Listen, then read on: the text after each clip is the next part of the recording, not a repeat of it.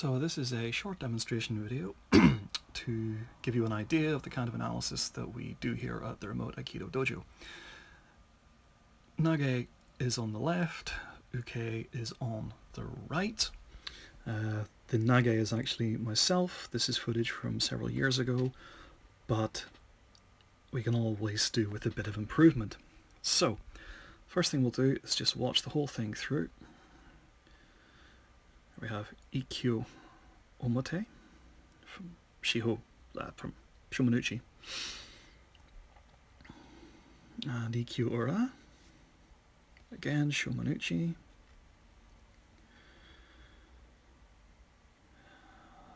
Ski Ure Kiminage,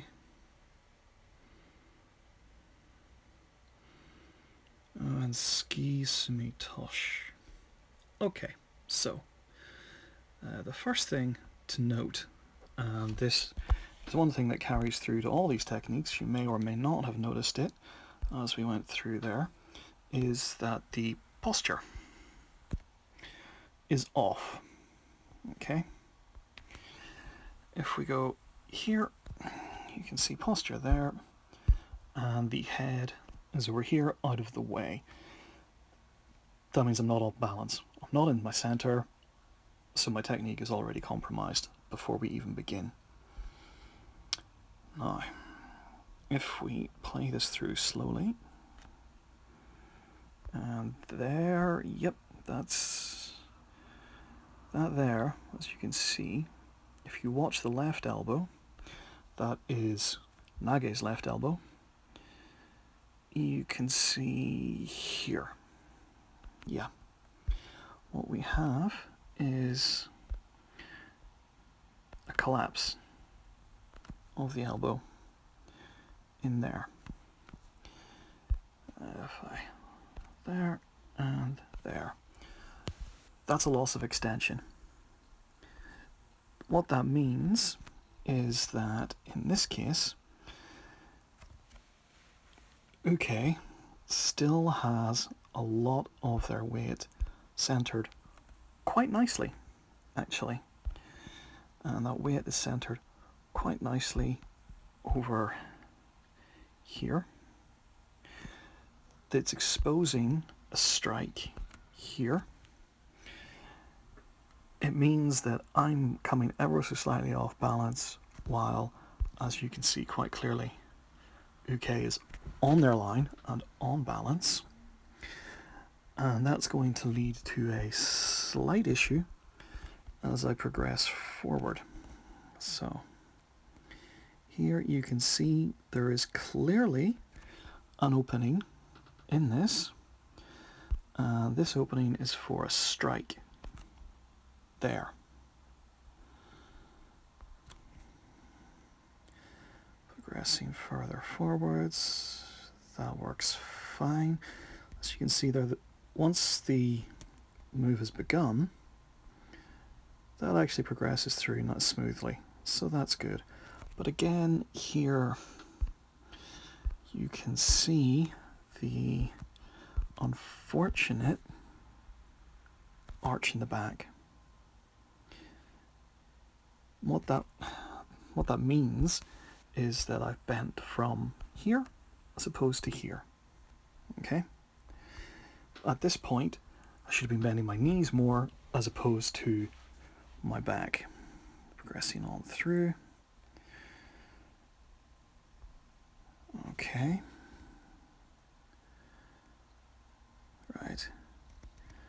If you look at the body position here for Uke, again, there's an issue there with the arching of the back, and the issue here is actually going to come from the weight not being in the right place.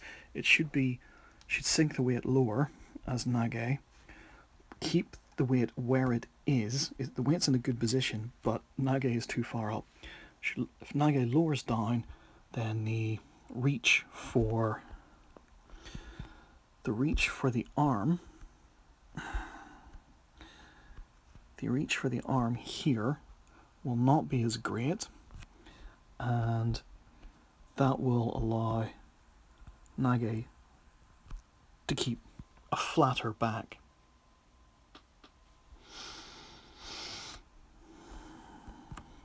As we scroll on through this, exiting out, and again here, there is far too great an angle there. That should be much more here at this point. Granted, there is a need to keep contact with uke as you get up, but again, you can do this without arching the back quite so impressively. Playing on through and out. So those are subtle problems, but they're all related to the postural issue that Nage is displaying. The biggest thing to do for Nage there is correct the posture, and that will alleviate some of the issues. As I say, those are slightly advanced issues. They're not the sort of thing beginners will have problems with. They'll have bigger problems to solve first. So here we have Ikkyo Ura. Let's just see that again, and we'll have a look at that in the slow motion.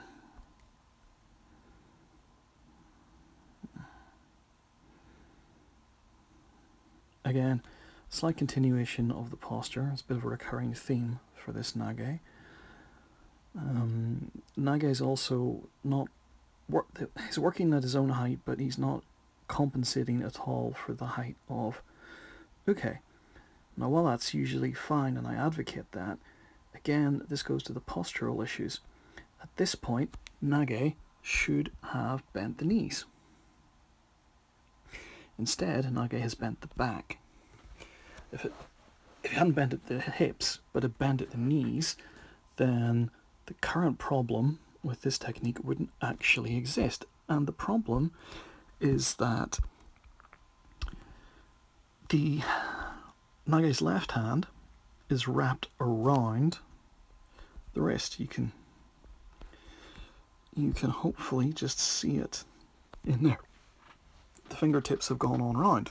Now, what that means is that with the left hand, Nage is lifting, and with the right hand, Nage will be pushing. So Nage's shoulders, you can see, are in that line, when in fact they should be in that line. And that is caused by this lift and that down. This is a consequence of wrapping the fingers around the wrist with the outside arm. Okay? What's actually happening is when you wrap those fingers round, there's a tendency to rise and to hold uke off the ground with that hand. But then you want uke to go to the ground, so you end up pushing with the inside hand. So in this case, the left hand is pulling, the right hand is pushing, and you go off balance.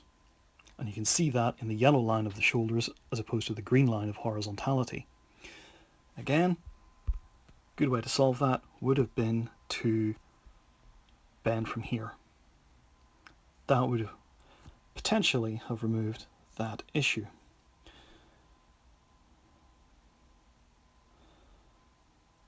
And that's a better look of the same postural issue that was for Ikkyo Omate. You can see it in Ikkyo Ura. Nage is leaning over. It's keeping a lot of weight straight down, which is good, but that weight would be better off served backwards, provide more stability. If another person were to come along now and kick Nage there, Nage will go over here.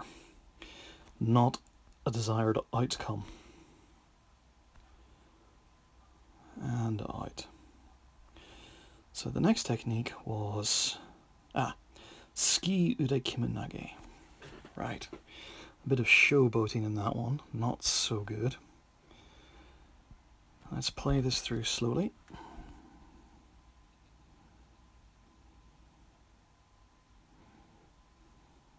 Okay. Two things to remark on in this one. The first one is, and this is a very subtle one, if we look here, right, now, what you need to pay attention to is going to be Nage's fist and Uke's feet and center. Sorry, other way around. Uke's fist, Nage's feet and center. Now, the issue here is it's a subtle one, but it's that Nage is moving before Uke has actually attacked. So, if we scroll this through, what you can see is, Uke has not yet committed to the attack. Uke is prepared for the attack, and at this point, Uke is now committing to the attack. And the reason you can tell that is the fist has started to move. Before this point, the fist has not started to move, but have a look at Nage. Nage is already going in this direction. So, here, if you watch Nage, Nage is now moving. Okay, can you see that? Yeah. Nage is moving before Uke has committed to the attack. This means Nage is moving too soon, and in the trained opponent who's watching for that, Uke will actually follow Nage and still hit them. This was not an effective blend, this was a strike. It's just that Uke did not hit, but they could and should have. So, Nage has moved too soon. This is fine. There's no huge issues there. Again, you can see the postural issues. The head needs to come back. If the head were brought back, then a lot of these postural issues would go away. Now, the next issue, which was really obvious, was the showboating at the end. And here. Nage should have followed Uke. Nage has not followed Uke at all.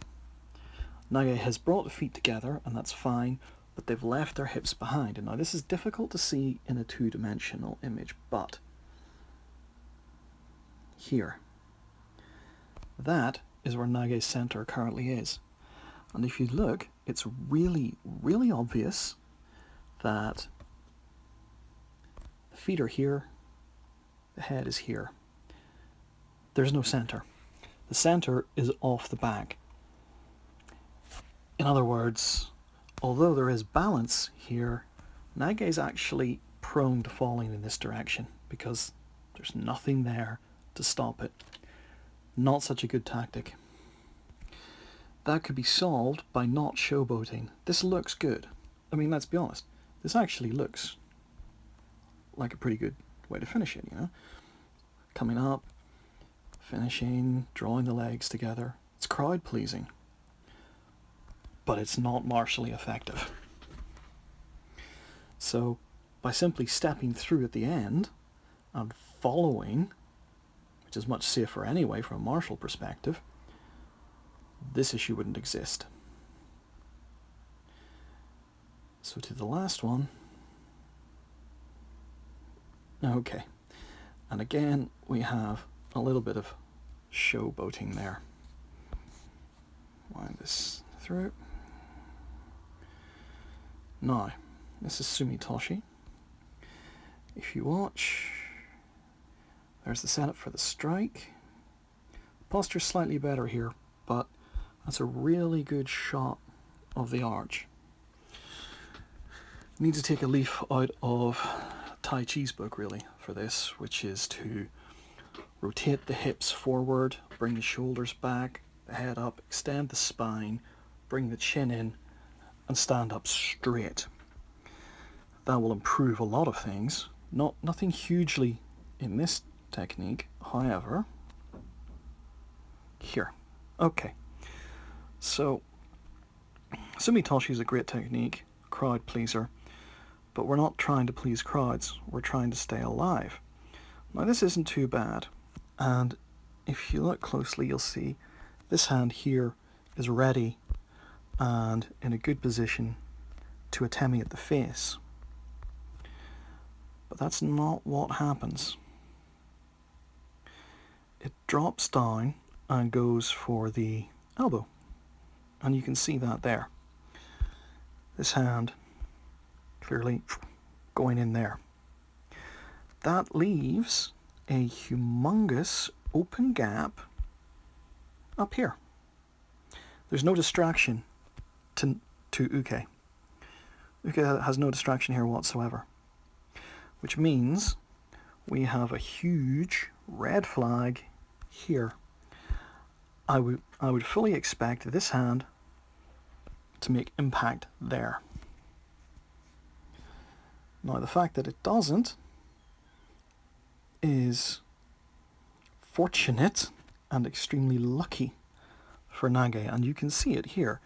There is just so obviously a strike to come in here, potentially another strike to come in here. Okay, there's no distraction. Have a look at that. That's pretty good posture. And the center of gravity is actually down there. That's pretty balanced. The problem with this has arisen, this has come about because the center line is here. That's where the centers of these two people are. If we go back, you can see here that Nage actually has taken the center, taken the arm below the centers. Right there. This is good. Except what happens now is Nage wants the big flip. And this arm has now come up. Look how high this has gone. There is no need for it to be there, and there is definitely no need for it to be up there. All that has done is bring uke really, really close for an elbow strike, for a knee strike. I'm willing to bet you could probably even get a headbutt out of this one. Those are the nice options. From an Aikidoka perspective, all they have to do is drop the elbow in there, extend that way, bring the foot round the back here, dip, well, hip goes that way obviously, dip down in here, and the next thing you know, you've turned this into Irimi Nage, which leads with the head smacking on the ground, albeit over there. And all that could have been avoided by keeping this low. Instead of bringing above center, the arm, the hand should have gone straight to the elbow, progressed through at the same height, should not have come above this height, foot enters, arm down, less likely to encounter a flip, but much more likely to remain safe. And while I appreciate some people will say, yes, but at this point, you haven't been hit, they can't be hit, you're moving too fast. Just imagine that uke is drunk. Uke here is not drunk, and so the arm is kept in. If uke is drunk, the arm is flailing. It's over here, or over here, or over here, or over here, or over here. It doesn't matter. The arm is flailing around, and that arm will just accidentally swipe you on the back of the head. And if they're holding a bottle, that's the end of a night.